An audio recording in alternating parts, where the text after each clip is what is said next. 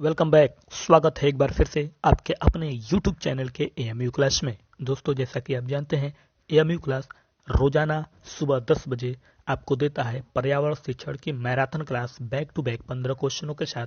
तो मित्रों, आज की हमारी पर्यावरण शिक्षण यानी ईवीएस की मैराथन क्लास भाग 3 है, जो मेरे चैनल के माध्यम से आप तक पहुंच रहा है। इसके पहले मैंने ऑलरेडी 1 और 2 भाग दे दिया, जो मेरे चैनल के प्लेलिस्ट में मिल जाएगा। तो मित्रों, अगर आप मेरे वीडियो पर पहली मर्तबा है और इस वीडियो को पहली बार देख रहे हैं, तो मैं यही कहूंगा कि पीछे के 2 वीडियो जरूर देखिएगा और इस वीडियो को पूरा देखिएगा। अगर वीडियो देखने के बाद आपको लगता है कि सीटेट हमारे लिए इस क्वेश्चन से क्वालिफाई करने का एक बेहतरीन हथियार है, तो प्लीज चैनल को सब्सक्राइब करके बेल आइकन दबा लीजिएगा, ताकि आगे का नोटिफिकेशन आपको रोजाना सुबह 10 बजे मिलता रहे। तो चलिए मित्रों, शुरू करते हैं आज का पर्यावरण शिक्षण यानी ईवीएस, जो जनवरी इसी 31 को होने वाला है, उसको देखते हुए मैराथन क्लास भाग 3, और उसका पहला क्वेश्चन आपकी स्क्रीन पे है। तो चलिए शुरू करते हैं। आज का पहला क्वेश्चन देखिएगा, हमारे स्क्रीन पे है, और पहला क्वेश्चन हमारा क्या पूछ रहा है मित्रों, देखिएगा। क्वेश्चन नंबर 1 का कहना है कि सामान्य तत्व जो कार्बोहाइड्रेट और प्रोटीन दोनों में मौजूद है, ठीक है, इनमें से कौन सा वो सामान्य तत्व है जो कार्बोहाइड्रेट और प्रोटीन दोनों में मौजूद है। ठीक है, क्वेश्चन नंबर 1 का यही पूछना है। तो मित्रों, अगर आप पहली मर्तबा हैं सीटेट में, या दूसरी मर्तबा या तीसरी मर्तबा है, खासकर जो पहली मर्तबा है, तो ये वेरी इंपॉर्टेंट स्टेप है और वेरी इंपॉर्टेंट मैराथन क्लास चल रहा है, क्योंकि इसी को पार करने के बाद आप सेकेंड फेज में जाते हैं, जिसका हम नाम है रखते हैं सुपर टेट, जो हमारा सुपर टेट के नाम से होने वाला है। तो यहाँ पहुंचने के लिए आपको पहले ये पास करना पड़ेगा, और इसी का जो है मैराथन क्लास आपको रोजाना दिया जाता है। इसके पहले बाल विकास के 20 जो है वीडियो दिए जा चुके हैं मेरे चैनल के प्लेलिस्ट में, आपको मिल जाएगा, वहां आप जो है उसको देख सकते हैं। तो चलिए क्वेश्चन नंबर 1 का राइट आंसर देखते हैं क्या होता है।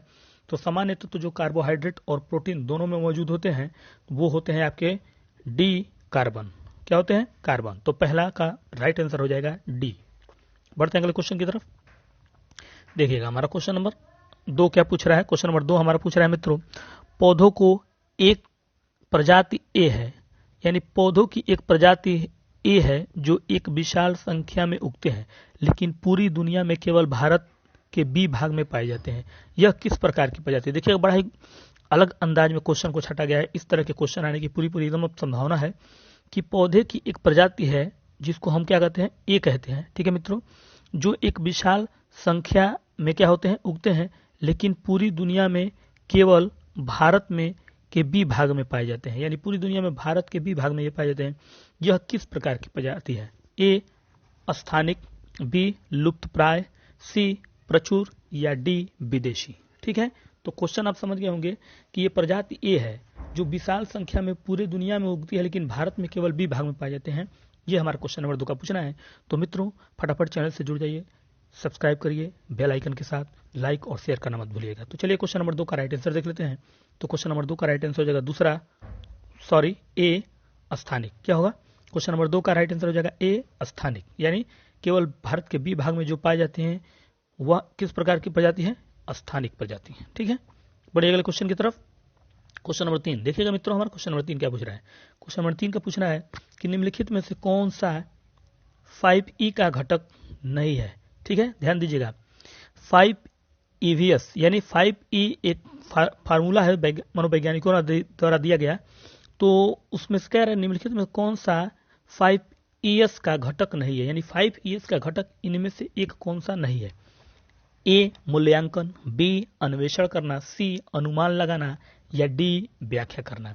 तो क्वेश्चन नंबर 3 का ये पूछना है कि 5ES घटक इनमें से कौन सा नहीं है। तो चलिए मित्रों, फटाफट क्वेश्चन का जवाब दीजिए, कमेंट्स करिए, लाइक करिए। अगर वीडियो पसंद आए और वीडियो में बनाए गए क्वेश्चन पसंद आए तो प्लीज चैनल को जो है लाइक करना मत भूलिएगा। ठीक है, तो चलिए देखते हैं क्वेश्चन नंबर 3 का राइट आंसर क्या हो जाएगा। तो क्वेश्चन नंबर 3 का आपका राइट आंसर हो जाएगा मित्रों, सी इज द राइट आंसर, अनुमान लगाना। क्या 5ES के घटक में अनुमान लगाना नहीं है, बाकी ये तीनों हैं, इसके अलावा 2 और भी हैं। ठीक है, चलिए बढ़ते हैं क्वेश्चन नंबर 4 की तरफ। देखिएगा क्वेश्चन नंबर 4 हमारा क्या पूछ रहा है। क्वेश्चन नंबर 4 हमारा पूछ रहा है मित्रों, मनुष्य के पेट में गैस्ट्रिक रस कामा यानी डैश डैश डैश खाली स्थान है और भोजन के पाचन में सहायक होता है। यानी मनुष्य का जो पेट है उसमें गैस्ट्रिक रस और भोजन के पाचन में सहायक होता है। इनमें से कौन सा? ए क्षारीय, बी उभयचर, सी तटस्थ, या डी अम्लीय। मनुष्य के पेट में गैस्ट्रिक रस खाली स्थान है जिसमें ये भरना है, इनमें से एक कोई एक, और भोजन के पाचन में सहायक होता है। क्वेश्चन नंबर 4 का यही हमारे पूछना है। तो मित्रों, अगर आप पहली मर्तबा है तो फटाफट जुड़ जाइए और चैनल को सब्सक्राइब करके बेल आइकन दबाना मत भूलिएगा ताकि नोटिफिकेशन आपको मिलता रहे। वेरी इंपॉर्टेंट स्टेप है यही, इसी को पार करने के बाद सुपर टेट में जाएंगे। रोजाना सुबह 10 बजे आपके अपने चैनल एएमयू क्लासेस पे मित्रों, ठीक है, एएमयू क्लासेस पे रोजाना ये वीडियो आपको सुबह 10 बजे मिलेगा। तो क्वेश्चन नंबर 4 का राइट आंसर देखते हैं। तो क्वेश्चन नंबर 4 का राइट आंसर हो जाएगा डी, अम्लीय। क्या हो जाएगा? अम्लीय। मनुष्य के पेट में गैस्ट्रिक रस अम्लीय और भोजन के पाचन में सहायक होता है। बढ़ते अगले क्वेश्चन की तरफ। क्वेश्चन नंबर 5 देखिएगा। क्वेश्चन नंबर 5 हमारा क्या पूछ रहा है? क्वेश्चन नंबर 5 पूछ रहा है, जानवरों के निम्नलिखित समूह में से किस पर उत्कृष्ट दृष्टि है और वह मनुष्यों की तुलना में 4 गुना अधिक चीजों को देख सकता है। जानवरों का ये समूह दिया गया है ए से डी तक, उसमें से कह रहा है किस पर जो है उत्कृष्ट दृष्टि है और वह मनुष्यों की तुलना में 4 गुना अधिक चीजों को देख सकता है। यानी इसमें से जानवरों का कोई ऐसा समूह है जो उत्कृष्ट दृष्टि वाला है, अच्छे दृष्टि वाला है, यानी हम मनुष्य से 4 गुना वो देख सकते हैं, ठीक है। ए मधुमक्खियों, मच्छरों या तितलियों, बी पतंग, बाज या गिद्ध, सी बाघ, तेंदुआ या बैल, और डी सांप, रेशम के कीड़े या छिपकली। तो बताइए क्वेश्चन नंबर 5 का राइट आंसर कि उत्कृष्ट दृष्टि के इनमें से कौन सा समूह जो मनुष्य से 4 गुना अधिक चीजों को देख सकता है। यही क्वेश्चन नंबर 5 का हमारे पूछना है। तो चलिए क्वेश्चन नंबर 5 का राइट आंसर कमेंट्स बॉक्स में डालिए, लाइक करिए, शेयर करिए, और पहली मर्तबा है तो चैनल को प्लीज सब्सक्राइब करके मित्रों बेल आइकन दबाना मत भूलिएगा, क्योंकि बेल आइकन ही दबाएंगे तभी आपको नोटिफिकेशन मिलेगा। तो चलिए क्वेश्चन नंबर 5 का राइट आंसर देखते हैं। तो क्वेश्चन नंबर 5 का राइट आंसर मिलेगा B is the right answer, पतंग, बाज और गिद्ध। पतंग मतलब उड़ाने वाला पतंग नहीं, कीट पतंग की बात कर रहा है, जो कीट पतंगे होते हैं उस पतंग की बात कर रहा है। बाज और गिद्ध जो है ये क्या होते हैं?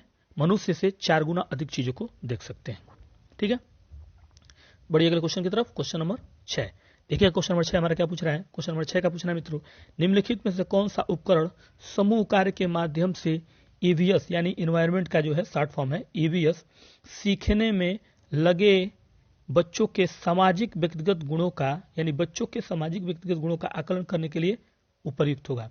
इनमें से चारों में से कौन है उपकरण है, पूछ रहा है, जो समूह कार्य के माध्यम से ईवीएस सीखने में बच्चों के सामाजिक व्यक्तिगत गुणों का जो है आकलन आसानी से जो है उपयुक्त तरीके से करेगा, ठीक है। ए असाइनमेंट जिसको बोलते हैं, बी रेटिंग तराजू यानी रेटिंग स्केल तराजू उसी को बोलते हैं, सी पेपर पेंसिल परीक्षण, और डी मौखिक प्रश्न। तो बताइए कि ईवीएस सीखने में बच्चों के सामाजिक व्यक्तिगत गुणों का आकलन सबसे उपयुक्त इनमें से कौन करेगा, यही क्वेश्चन नंबर 6 का हमारे पूछना है, ठीक है। तो चलिए बढ़ते हैं और देखते हैं क्वेश्चन नंबर 6 का राइट आंसर क्या हो जाएगा। तो क्वेश्चन नंबर 6 का आपका राइट आंसर हो जाएगा मित्रों बी रेटिंग तराजू। क्या होगा? रेटिंग तराजू ईवीएस सीखने के लिए बच्चों के सामाजिक व्यक्तिगत गुणों का आकलन करने का सबसे उपयुक्त होगा, ठीक है। बढ़िए अगले क्वेश्चन की तरफ। क्वेश्चन नंबर 7 देखिएगा। हमारा क्वेश्चन नंबर 7 मित्रों क्या पूछ रहा है? क्वेश्चन नंबर 7 का हमारे पूछना है कि पर्यावरण अध्ययन की प्रकृति इसकी वकालत नहीं करता, यानी पर्यावरण अध्ययन की जो प्रकृति है इन चारों में से किसकी वकालत नहीं करता, ठीक है, यानी किस पे ये लागू नहीं होता। नेगेटिव क्वेश्चन है, नहीं करता, याद रखिएगा। इस तरह के क्वेश्चन सीटेट इस तरह के क्वेश्चन मित्रों मुझे लगता है कि हर अपने पूरे सेट में जो 30-30 का देता है उसमें से लगभग मुझे लगता है 4 या 5 क्वेश्चन जो है इस तरह के होते ही हैं, ठीक है। तो ये ध्यान रखिएगा। तो क्वेश्चन नंबर 7 का विकल्प कह रहा है ए बच्चे कम गलतियां करते हैं, बी बच्चों को करने से सीखने के लिए जगह मिलती है, सी बच्चे बहुत से प्रश्न पूछते हैं, और डी बच्चों को तलाशने के लिए बहुत जगह मिलती है। तो पर्यावरण अध्ययन की प्रकृति इनमें से किसकी वकालत नहीं करता, ठीक है। क्वेश्चन नंबर 7 का यही पूछ रहा है। तो चलिए क्वेश्चन नंबर 7 का राइट आंसर देख लेते हैं। तो क्वेश्चन नंबर 7 का राइट आंसर हो जाएगा मित्रों सी बच्चे बहुत से प्रश्न पूछते हैं। यह पर्यावरण अध्ययन की प्रकृति का वकालत नहीं करता कि बच्चे बहुत से प्रश्न पूछते हैं। बढ़े अगले क्वेश्चन की तरफ। क्वेश्चन नंबर 8 देखिए क्या पूछ रहा है, स्थिर पानी के कारण निम्न में से कौन सा रोग होता है। मतलब पानी अगर कहीं स्थिर इकट्ठा हुआ है, ठीक है, तो कौन सा रोग होगा। इसे मान लीजिए गांव है, वहां पे जैसे मान लीजिए टिन होते हैं, टिन के डब्बे बने होते हैं, या टायर होते हैं, या ठीक है गोल गोल से होते हैं टायर, पूरा उसमें जो है जगह होता है, पड़ा हुआ होता है जमीनों पे, तो उसमें बारिश के जो है पानी इकट्ठा हो जाते हैं। तो इकट्ठा होने के कारण इन चारों में से कौन से रोग उसकी वजह से होंगे, ए मलेरिया, बी पोलियो, सी निमोनिया, या डी एड्स, ठीक है। तो मुझे उम्मीद है कि क्वेश्चन आप समझ पा रहे होंगे। तो चलिए क्वेश्चन नंबर 8 का राइट आंसर बता दीजिए कि स्थिर पानी के कारण इनमें से कौन सा रोग हो सकता है, ठीक है। तो क्वेश्चन नंबर 8 का राइट आंसर क्या हो जाएगा मित्रों? तो क्वेश्चन नंबर 8 का राइट आंसर हो जाएगा ए मलेरिया। क्या होगा? मलेरिया। क्योंकि स्थिर पानी में जो है डेंगू के या मच्छर जो होते हैं स्थिर पानी में जो है क्या है, मच्छर अंडे देते हैं, प्रजनन करते हैं, और उससे बचने के लिए आपको क्या करना है, तेल जो होता है तेल जब उसमें आप डाल देंगे तो वो जो है उसके प्रजनन को खत्म कर देगा, यानी उनके अंडों को खत्म कर देगा, मार देगा। ठीक है, तो इस तरह के भी क्वेश्चन पूछते हैं। पिछले वीडियो में मैंने इस तरह पे क्वेश्चन आपको दे रखा है। चलिए पढ़ते हैं क्वेश्चन नंबर 9 की तरफ। क्वेश्चन नंबर 9 देखिएगा, पूछ रहा है हमारे देश में निम्नलिखित में से कौन सा स्थान कोल्ड डिजर्ट है? कोल्ड डिजर्ट, ठीक है, यानी ठंडा रेगिस्तान। ठीक है, ठंडा रेगिस्तान कह रहा है, कोल्ड डिजर्ट जिसको बोलते हैं। तो हमारे देश में इनमें से कौन सा कोल्ड डिजर्ट में आता है? जैसलमेर है, बी लद्दाख है, सी मेघालय, या डी दार्जिलिंग। तो क्वेश्चन नंबर 9 का राइट आंसर कमेंट्स बॉक्स में डालिए कि हमारे देश में निम्नलिखित में से कौन सा कोल्ड डिजर्ट है, यानी कहाँ कोल्ड डिजर्ट कहा जाता है, किस जगह को हमारे देश में, जैसलमेर को, लद्दाख को, मेघालय को, या दार्जिलिंग को। तो मित्रों, अगर आप पहली मर्तबा हैं, यानी पहली मर्तबा आप सीटेट देने जा रहे हैं, तो आपके लिए ये मैराथन क्लास रामबाण हथियार है आपको क्वालिफाई कराने के लिए, आगे सुपर टेट में जाने के लिए। तो पछताएंगे अगर आप थोड़ा भी लापरवाही करेंगे, इसलिए ये पहले स्टेप को पार करना है। तो तैयार रहिए, 31 जनवरी को आपका पेपर होने वाला है सीटेट का, वहीं आप खुद पे खुद जान जाएंगे अगर रोज मैराथन क्लास अटेंड कर रहे होंगे। तो चलिए क्वेश्चन नंबर 9 का राइट आंसर देखते हैं। तो क्वेश्चन नंबर 9 का राइट आंसर हो जाएगा बी लद्दाख। क्या है? लद्दाख। हमारे देश में निम्नलिखित में से कौन सा कोल्ड डिजर्ट में आता है? तो लद्दाख जो है वो कोल्ड डिजर्ट कहलाता है। ठीक है, हमारे देश में। बढ़िए क्वेश्चन नंबर 10 की तरफ, और देखिए क्वेश्चन नंबर 10 हमारा क्या पूछ रहा है। क्वेश्चन नंबर 10 हमारा पूछ रहा है निम्नलिखित में से कौन सा युग्म सही बनाता है, यानी ये जोड़े बने हुए हैं तो युग्म जो है सही जोड़ा बनाता है, कौन सा युग्म है?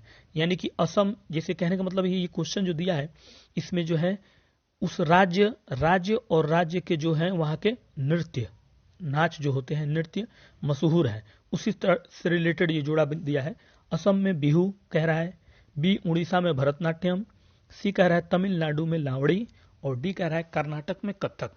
तो कह रहा है कि निम्नलिखित में से कौन सा युग्म सही है, यानी कहाँ है, यानी उस राज्य से वो संबंधित नृत्य कौन सा सही है, इसमें से यही क्वेश्चन नंबर 10 का हमारे पूछना है। तो मित्रों फटाफट जुड़ जाइए, लाइक करिए, शेयर करिए, और पहली मर्तबा है तो चैनल को सब्सक्राइब करके बेल आइकन दबाना मत भूलिएगा, ताकि आगे के वीडियो आपको मिले नोटिफिकेशन के रूप में। ठीक है, डेली सुबह 10 बजे आपके अपने चैनल एएमयू क्लासेस पे बैक टू बैक 15 क्वेश्चनों का सीरीज मैराथन क्लास में। ठीक है, पर्यावरण शिक्षण के। तो क्वेश्चन नंबर 10 का राइट आंसर देख लेते हैं। तो क्वेश्चन नंबर 10 का राइट आंसर हो जाएगा ए असम बिहू, यानी असम में जो है नृत्य होता है बिहू। तो युग्म में सही जोड़ा क्या है? असम बिहू। बढ़ते हैं अगले क्वेश्चन की तरफ। क्वेश्चन नंबर 11 देखिएगा, हमारा क्वेश्चन नंबर 11 क्या पूछ रहा है मित्रों? क्वेश्चन नंबर 11 का हमारे पूछना है कि कांस्य दो धातुओं का मिश्रण है, यानी कांस्य जो है वो बना है दो धातुओं के मिश्रण से। इन दो धातुओं के नाम कौन से हैं, यानी इनमें से कौन सा वो दो धातु है जिससे क्या होता है, कांस्य का निर्माण होता है। ठीक है, यही पूछ रहा है हमारा। तो वो दो धातु कौन से हैं जिनके वजह से ये बना है, पहला और दूसरा धातु, इसमें से विकल्प है, आप बताइए। ए कापर और जिंक से मिलकर बना है कांस्य, बी तांबा और लोहा से मिलकर बना है, सी तांबा और टिन से मिलकर बना है, या डी एल्यूमिनियम और टिन से मिलकर बना है। तो क्वेश्चन नंबर 11 का पूछना है कि कांस्य दो धातुओं का मिश्रण है, तो इन दो धातुओं का नाम बताइए जिससे कांस्य हमारा बना है। आपको पता ही है कांस्य पदक दिया जाता है, आपको ये भी पता होगा कि जब ओलंपिक होता है तो उसमें मेडल मिलता है, गोल्ड होता है, सिल्वर होता है, और आखिरी में कांस्य होता है। ठीक है, तो वही कांस्य, उसी की बात कर रहा है। तो चलिए क्वेश्चन नंबर 11 का राइट आंसर कमेंट बॉक्स में डालिए, लाइक करिए, शेयर करिए अपने मित्रों में, और पहली मर्तबा है तो चैनल को सब्सक्राइब करके बेल आइकन दबाना मत भूलिएगा, ताकि नोटिफिकेशन आपको मिलता रहे अगले वीडियो का। तो चलिए क्वेश्चन नंबर 11 का राइट आंसर देख लेते हैं। तो क्वेश्चन नंबर 11 का राइट आंसर हो जाएगा मित्रों सी तांबा और टीन। कांस्य दो धातुओं से मिलकर बना है, तो वो क्या है? तांबा और टीन से मिलकर बना है। ठीक है, बढ़ते अगले क्वेश्चन की तरफ। और आइए हमारा क्वेश्चन नंबर 12 देखिएगा, हमारा क्वेश्चन नंबर 12 क्या पूछ रहा है, थोड़ा और छोटा करिए, विकल्प दिखाई देगा। क्वेश्चन नंबर 12 देखिएगा मित्रों, क्वेश्चन नंबर 12 क्या पूछ रहा है, मानचित्र को पढ़ने के लिए आवश्यक कौशल शामिल है, यानी जो मानचित्र हम देखते हैं, पढ़ते हैं, तो उसको पढ़ने के लिए सबसे बेहतरीन कौशल, यानी कौशल आवश्यक कौशल क्या शामिल है, इनमें से कौन सा कौशल होना चाहिए जिससे हम मानचित्र को आसानी से पढ़ सकेंगे? ए उत्कृष्ट संचार कौशल, अभिव्यंजक क्षमता को बाहर निकालने के लिए, बी उत्कृष्ट ड्राइंग और पेंटिंग कौशल, सी स्थानों, दूरियों और दिशाओं के सापेक्ष स्थिति को समझने की क्षमता होनी चाहिए। ठीक है, और डी एक ग्लोब पर गणना और स्केच पदों का उपयोग करने की क्षमता। तो मानचित्र को पढ़ने के लिए आवश्यक कौशल शामिल हैं, यानी कौन सा कौशल होना चाहिए आपको इन चारों में से, ए, बी, सी या डी, मानचित्र को पढ़ने के लिए? यही क्वेश्चन नंबर 12 का हमारे पूछना है। तो चलिए फटाफट कमेंट बॉक्स में कमेंट दीजिए कि क्लास कैसी लगती है आपको, और अगर अच्छी लगती है मित्रों तो लाइक मत करना मत भूलिएगा, और अपने मित्रों में शेयर भी कर दीजिएगा ताकि उन्हें भी इसका हेल्प मिल सके। तो चलिए क्वेश्चन नंबर 12 का राइट आंसर देख लेते हैं कि मानचित्र पढ़ने के लिए कौन सा कौशल इन चारों में से होना चाहिए। तो क्वेश्चन नंबर 12 का राइट आंसर हो जाएगा सी, स्थानों, दूरियों और दिशाओं की स्थिति को समझने की क्षमता हमारे अंदर होनी चाहिए, तभी हम मानचित्र आसानी से पढ़ सकते हैं। ठीक है, पढ़ते हैं अगले क्वेश्चन की तरफ।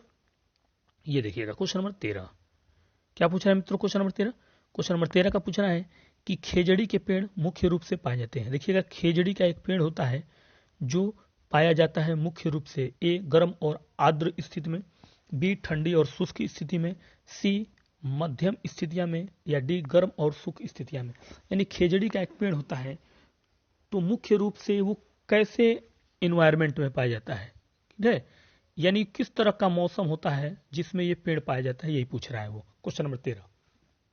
तो चलिए फटाफट कमेंट्स बॉक्स में कमेंट्स करिए, लाइक करिए, शेयर करिए, और अपने मित्रों को जोड़ना मत भूलिएगा। मित्रों अगर आप नए हैं तो वीडियो को पूरा जरूर देखिएगा, तब आपको समझ में आएगा।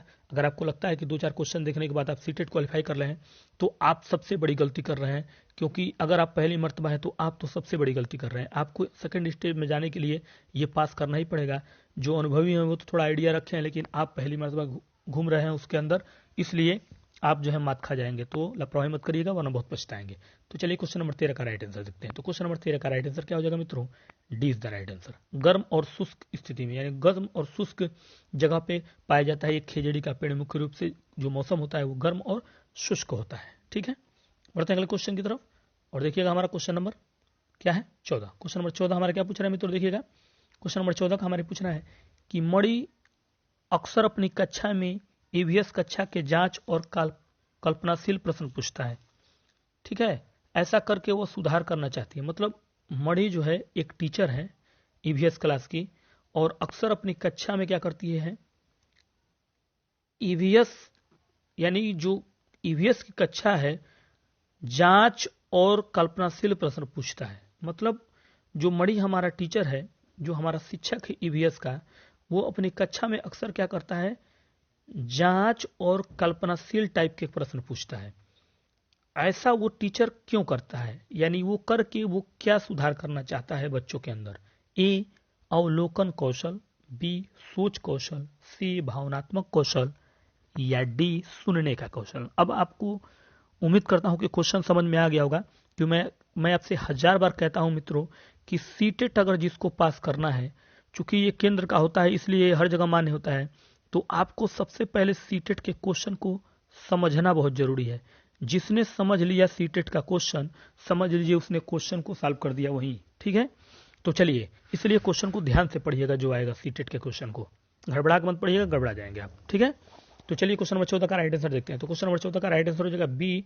क्या कर रही है वो मणि, जो है बच्चों के अंदर जो है सोच कौशल को जो है सुधारना चाहती है, यानी उसके अंदर के सोच कौशल को जो है अच्छा करना चाहते हैं मणि। ठीक है, बढ़िए अगले क्वेश्चन की तरफ, और देखिए क्वेश्चन नंबर 15 हमारा। मित्रों देखिएगा ध्यान से क्वेश्चन नंबर 15 को, क्योंकि इसके कथन और निष्कर्ष हैं ये देखिए नीचे।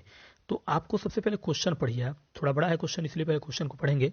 लिख रहा है कि नेपेथिस के बारे में निम्नलिखित कथनों पर विचार करें। यह एक पौधा है जो बांटता है, यानी नेपेथिस क्या है, एक पौधा है। अब उसका एक जो है कथन दिए गए हैं इसमें ए, बी, सी, डी।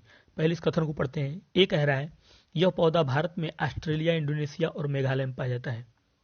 ठीक है, बी कह रहा है इसमें घड़े जैसी आकृति होती है और मुंह पत्ती से ढका होता है। सी कह रहा है यह केवल छोटे कीड़ों को फंसा सकता है और खा सकता है। डी कह रहा है यह छोटे कीड़ों को आकर्षित करने के लिए एक सुखद ध्वनि का उत्सर्जन करता है जो फंस जाते हैं और बाहर नहीं निकल पाते। सही कथन है। ठीक है, यानी कह रहा है कि नेपेथिन के बारे में 4 बातें कही गई हैं, ए, बी, सी और डी। तो कह रहा है कि ये कथन के अनुसार इसमें से कौन सही है। ए और बी केवल, कह रहा है बी, ए और सी केवल, सी कह रहा है बी और डी केवल, और डी कह रहा है ए, बी और सी, यानी तीनों सही है। तो नेपेथिन के बारे में ए, बी, सी और डी 4 बातें कही गई हैं उस पौधे के बारे में, उन चारों बातों में से कौन सा सही है विकल्प, ए, बी, सी या डी, यही क्वेश्चन नंबर 15 का हमारे पूछना है। तो मित्रों, अगर आपको पता होगा कि सी टेट, यूपी टेट जो भी होता है उसमें जो है 30-30 क्वेश्चन आते हैं। 30 क्वेश्चन बाल विकास मनोविज्ञान के, 30 क्वेश्चन हिंदी के, 30 क्वेश्चन गणित के, 30 क्वेश्चन ईवीएस के और 30 क्वेश्चन लैंग्वेज के। याद रखिएगा, ये जो 30 क्वेश्चन बाल विकास के मैंने अपने वीडियो में ऑलरेडी 20 वीडियो दे दिया है, वहाँ आप प्लेलिस्ट में देखते हैं, पूरा आता है। लेकिन ये जो चारों होते हैं इसमें से मित्रों 15-15 ही क्वेश्चन आते हैं। किसके? शिक्षण के 15-15 क्वेश्चन आते हैं। तो याद रखिएगा, तो शिक्षण के 15 क्वेश्चन आते हैं जिसमें ईवीएस के पूरे ही शिक्षण होते हैं, ईवीएस भी, क्योंकि ईवीएस के क्वेश्चन भी उसी की तरह के होते हैं। तो 60 क्वेश्चन आपके पास ऐसा है जिसमें से अगर आप 40 प्लस भी जा रहे हैं तो आप जो है सीटेट क्वालिफाई कर लेंगे, और बाकी जो 15-15 शिक्षण अब तैयार हैं, यानी टोटल 90 क्वेश्चन। याद रखिएगा, 90 क्वेश्चन में अगर 70 प्लस आपके पास है तो आप सीटेट क्वालिफाई कर रहे हैं, मेरी गारंटी है। ठीक है, तो चलिए क्वेश्चन नंबर 15 का राइट आंसर देखते हैं क्या हो जाएगा। नेपेथिन के पौधे के बारे में कौन सा वाक्य निष्कर्ष सही है? तो क्वेश्चन नंबर 15 का राइट आंसर हो जाएगा मित्रों ए और बी केवल, यानी ए और बी केवल जो है सही है इसके बारे में, बाकी सी और डी इसके बारे में गलत है। मतलब राइट आंसर आपका क्या हो जाएगा, ए और बी। तो मित्रों, कैसा लगा आज का हमारा ये वीडियो, और कैसा लगा आज का हमारा पर्यावरण शिक्षण यानी ईवीएस मैराथन क्लास भाग 3 के back to back very important बताए गए 15 क्वेश्चन कमेंट्स बॉक्स में जरूर बताइएगा। और अगर आप चैनल पर नए हैं और आपने पहली बार वीडियो देखा है तो प्लीज़ चैनल को सब्सक्राइब करके बेल आइकन दबाना मत भूलिएगा, ताकि आगे का वीडियो आपको नोटिफिकेशन के रूप में मिलता रहे। तो मित्रों, आज दीजिए इजाजत, कल फिर मिलते हैं इसी समय इसी टाइम लेकर एक और मैराथन क्लास ईवीएस की वेरी इंपॉर्टेंट 15 क्वेश्चन के साथ। तब तक के लिए नमस्कार।